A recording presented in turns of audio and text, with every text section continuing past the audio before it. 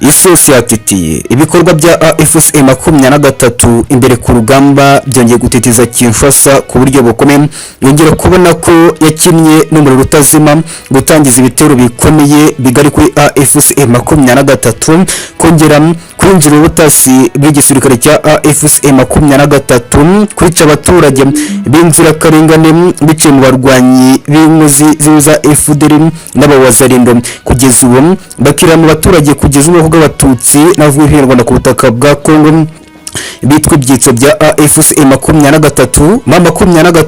mu mujinya w'umurando wa Nzuzi yongeye guhagurukira Kinshasa iri gukubita itanzika igisirikare cyose cya FARDC n'abarundi FDNB kuko ari bo kuboko gukomeye muri arije y'ibikorwa byose bya gisirikare bya FARDC kuri AFC M23 ndaje twinjira muri operation kandi mu bitero bikomeye biri kugabwa na AFC M23 twinjira duhereye muri territoire ya Uvira kagace kabanjyana mu kuryo bukomeye mu bice byasange Rumingo ndetse kugeza ubu turazamuka mu bice bitandukanye bya Kikuku n'ahandi henshi haraturuka operation rutura n'ibikorwa bishya byose bya gisirikare MAA23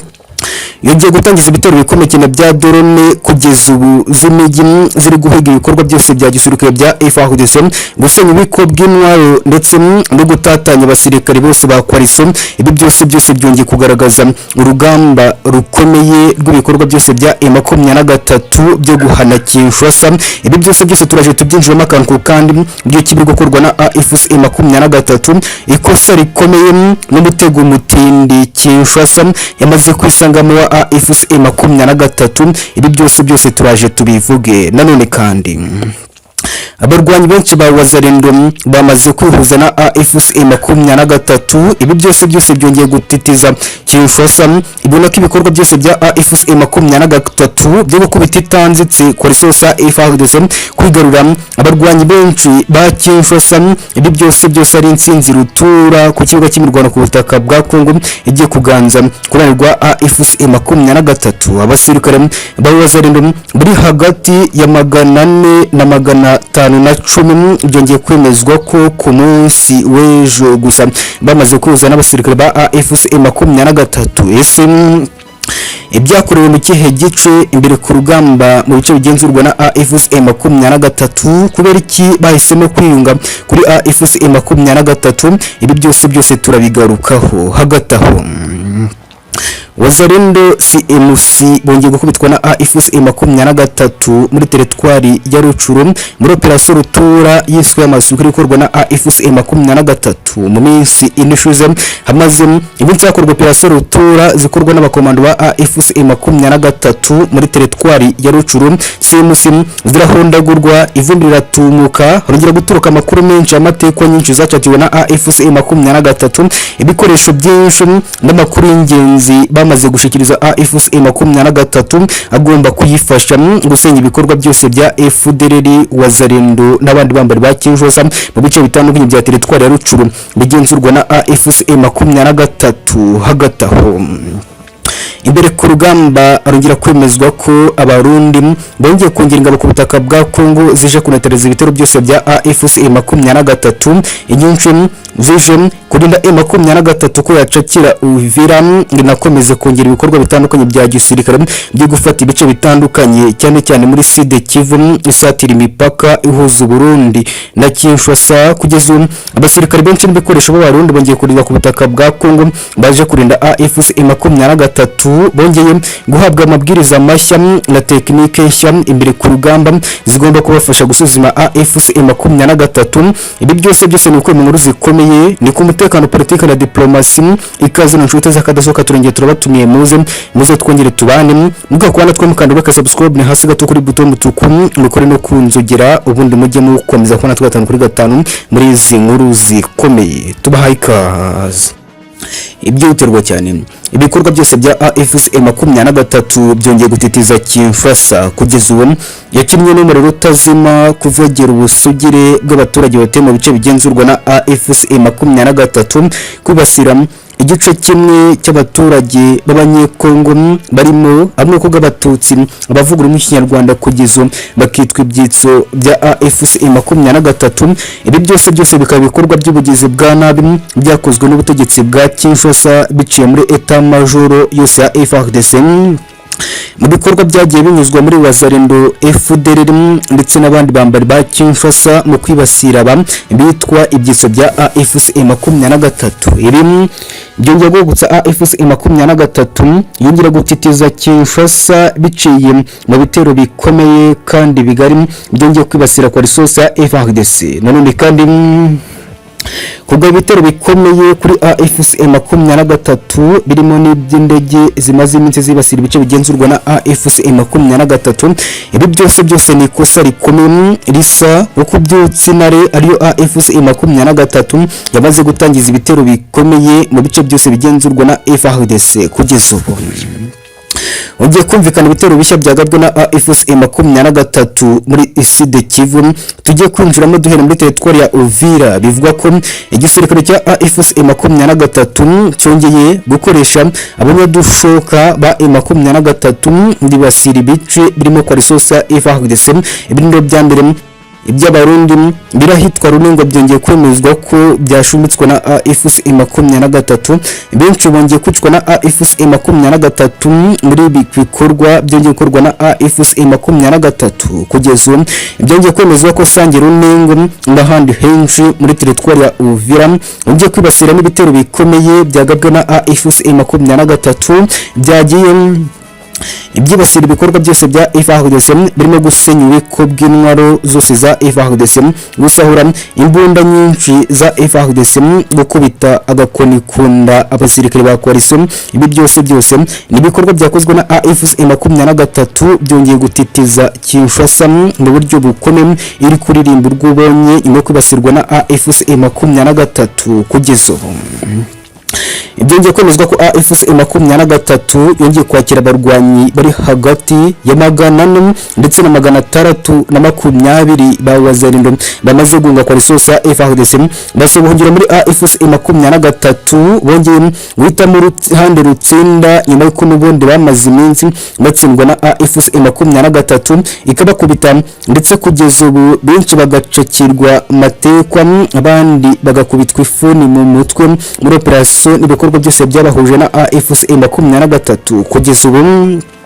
Ibi byose byongeye gutitiza Kinshasa kubona abawazarendo benshi bihuje na AFC-23 bongeye guhungana ibikoresho byinshi bahawe n'ubutegetsi bwa Kinshasa ndetse bongera kurera gufasha AFC-23 mu bikorwa byose byo kurwanira impinduramatwara ku butaka bwa Congo no kumvikanisha neza ko bongeye kumva uruhande rw'inyungu z'ibikorwa byose bya AFC-23 ku baturage bose batuye ku butaka bwa Congo kugeza ubu.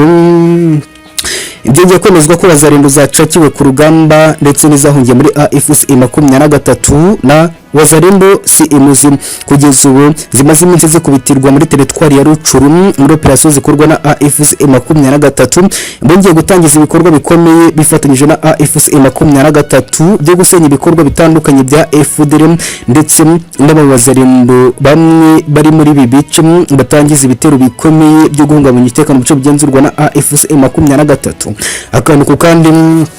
wongeye gutanga amakuru y'ingenzi mu gisirikare cya M23 biturutse muri izo wazarendo CMC ndetse kugeza ubu n'izindi zirimo nyatura zongeye kuzana AFC-23 bari kuranga ari ibikorwa byose bya FDLR no gutangaza amakuru mashya n'amayeri zikoresha zisha mu bice bigenzurwa na AFC-23 muri teritwari ya Rucuru kugeza ubu.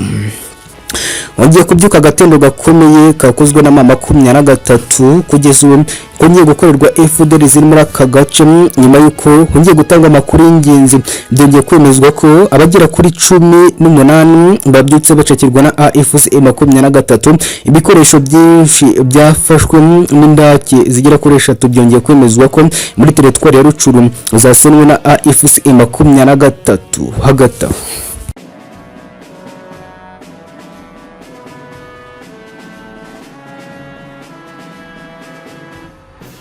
ibyanze rwose imbere ku rugamba igisirikare cya FARDC n'abarundi FDNB kwigarura ibice bambuwe na AFC-23 birimo Nzibira, ibice byo muri teritwari ya Warikare n'ibindi bitandukanye byo muri Sud Kivu byananiranye nyuma kubwirinzi bwa AFC-23 bwanesheje bikomeye ubwirinzi rutura n'ibikorwa byose bya gisirikare bya FARDC birimo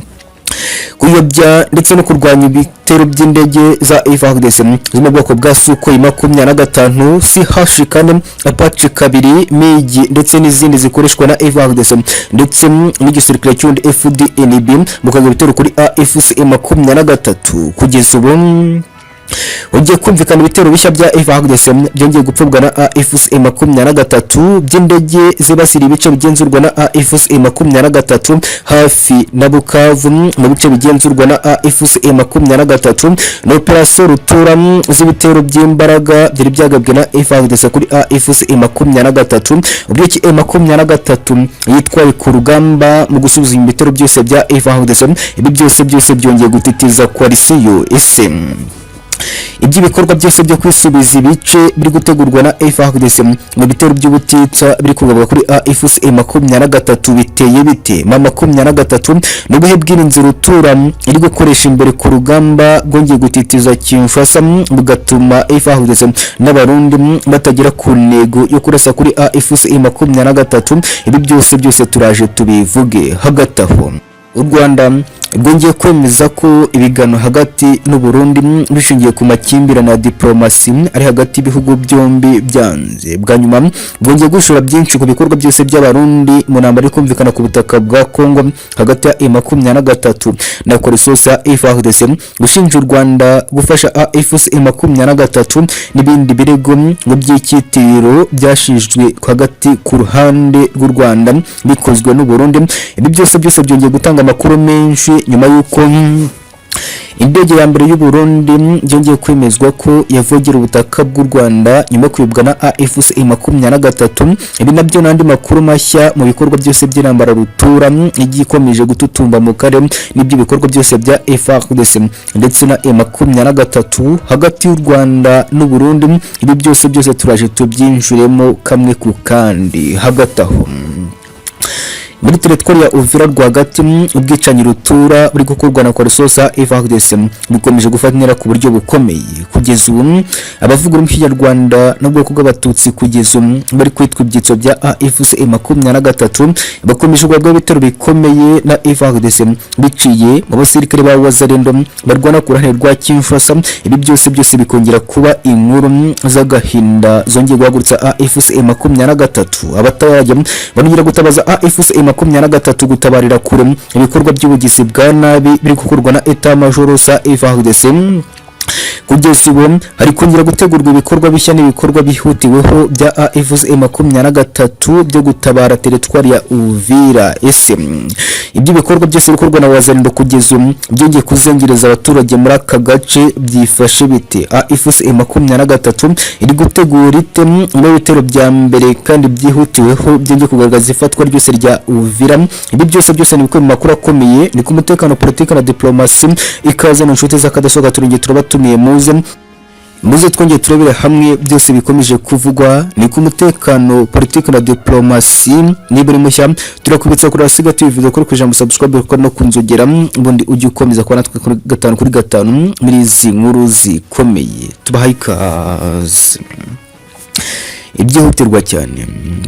inkuru zacu tuzitangiriye imbere ku rugamba. M23 yongeye kunaniza bikomeye cyane coalition ya FARDC mu kubuza imigambi rutura y'abarundi na FARDC yo gucakira ibice bigenzurwa na AFC-23 mu minsi ibiri ishize. Ibitero bikomeye by'ikubagaho bya coalition ya FARDC bigamije gufata ibice bigenzurwa na AFC-23 bahereye Nzibira, agace k'ingenzi gaherutse kwamburwa na AFC-23 kashinzwe base militaire itegurirwamo ibitero bikomeye bya AFC-23 kananiwe gucakirwa na FARDC n'abarundi mu bitero bikomeye bari bagabye kuri AFC-23. Kugeza ubu n'ibitero bigari kandi none byongera kwerekezwa mu bice bitandukanye bya teritwari ya Walungu. Ibindi bice bikikije Uvira birimo abasirikare ba AFC-23. Ibi byose FARDC n'abarundi bongeye kwemera ko bamaze gutsindwa na AFC-23 nyuma y'uko bazangijwe bikomeye n'ubwirinzi bwa AFC-23 bwatsinze indege zose za FARDC zirimo Sukhoi 25, indege za Apache 2 CH4 n'izindi zikoreshwa na FARDC mu kugaba ibitero kuri AFC-23. Kugeza ubu amakuru akomeje kwemeza ko FARDC ikomeje kugerageza kugaba ibitero bikomeye birimo n'iby'indege mu bice bigenzurwa na AFC-23 n'ibyakomeje kumvikana mu nkengero za Bukavu mu gihe ugenzurwa na AFC-23. Ibi byose birongera kugaragaza urugamba rushya rwongeye gutangizwa na coalition yose FARDC ishaka kwisubiza ibice bigenzurwa na AFC-23 no gusubiza M23 biciye mu bikorwa byose by'intambara ya FARDC iri gutegurwa kugabwa kuri AFC-23. Hagati aho M23 igisirikare cy'intare zasanzwe kugeza ubu kirabyinira ku rukoma no gutsinda abarundi gusubiza inyuma ibitero bikomeye by'indege z'abarundi na FARDC azibasiraga AFC-23. Indege ya mbere y'abarundi kugeza ubu yisanze ku butaka bw'u Rwanda no kwibwana AFC-23. Ibi byose byongera kubyotswa ikibazo gikomeye kimaze iminsi hagati ya diplomasi y'u Rwanda n'u Burundi bishinja u Rwanda gufasha abanzi b'u Burundi. Kugeza ubu indege byongeye kwemezwa ko yayoborejwe na AFC-23 ubwo yoherezwaga mu bice bigenzurwa na AFC-23. Ibi bikongera kugaragaza bwa budahangarwa bwa AFC-23 mu gukomeza gukoresha ubwirinzi bw'ikirere mu bice bigenzurwa na AFC-23. Kugeza ubu byongeye kugaragaza umwuka mubi n'ibikorwa byose bitandukanye by'izamba rya diplomasi hagati y'ibihugu byombi. U Rwanda rwongeye kugaragaza ko nta biganiro bigifitanye n'u Burundi kuko byose byahagaze ku mpamvu z'u Burundi bikomeje kwitwikira intambara ya AFC-23. Kugeza ubu burimo mu gukomeza kunyegeza umwuka mubi no gukomeza gukaza ibitero kuri M23 biciye muri etat major sa FARDC bifatanya mu rugamba rwo kurwanya AFC-23